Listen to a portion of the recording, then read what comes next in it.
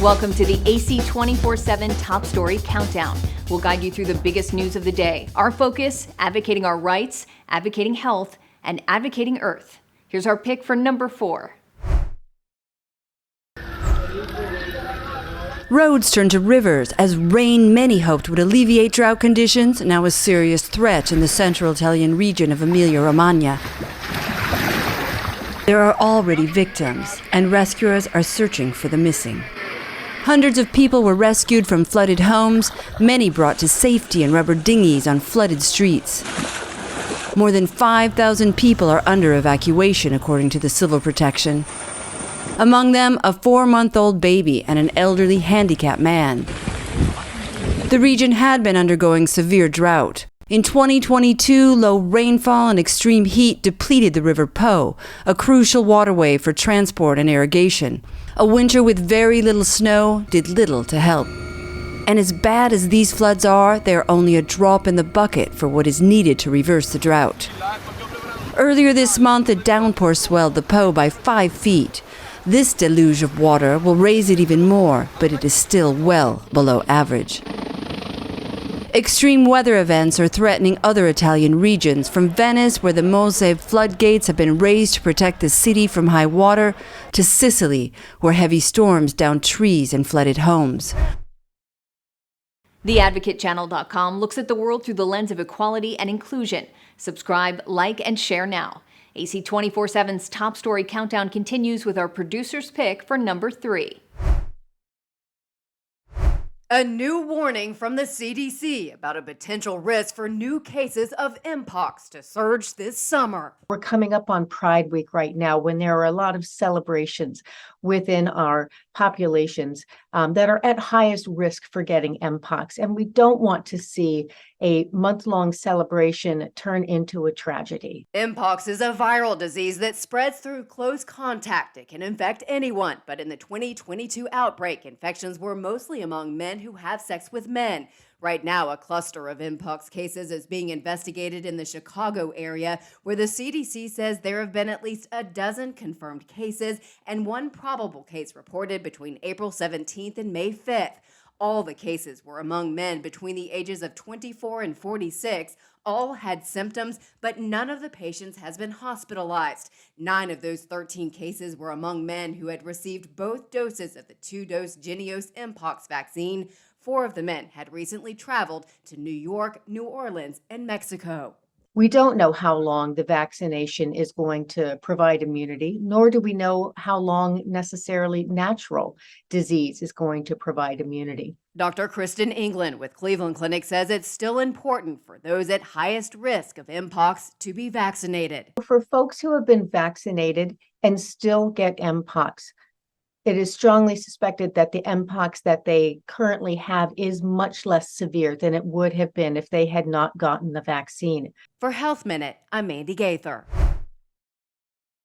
Like the Advocate Channel on Facebook for the best way to get updates on stories that advocate for equality, justice, our rights, and more. AC 24/7 continues with today's top 2 pick. And now for some introductory remarks. Too often, we have seen what happens when technology outpaces regulation. A Senate hearing on AI. The proliferation of disinformation and the deepening of societal inequalities. Beginning with a senator allowing an AI voice tool to give part of his opening statement. If you were listening from home, you might have thought that voice was mine and the words from me. But in fact, that voice was not mine. The remarks were written by ChatGPT. ChatGPT, the AI bot that became a global sensation and highlighted just how powerful AI technology can be. My name is Sam Altman. The CEO of the company behind ChatGPT testifying before Congress for the first time today. I think if this technology goes wrong, it can go quite wrong. And we want to be vocal about that. We want to work with the government to prevent that from happening. Not downplaying the power and the danger of the technology his company is pioneering. Artificial intelligence has the potential to improve nearly every aspect of our lives. but also that it creates serious risks we have to work together to manage. Altman joined on Capitol Hill by an IBM AI executive and Gary Marcus, a former NYU professor and self-described critic of AI hype. We acted too slowly with social media. Many unfortunate decisions got locked in with lasting consequence.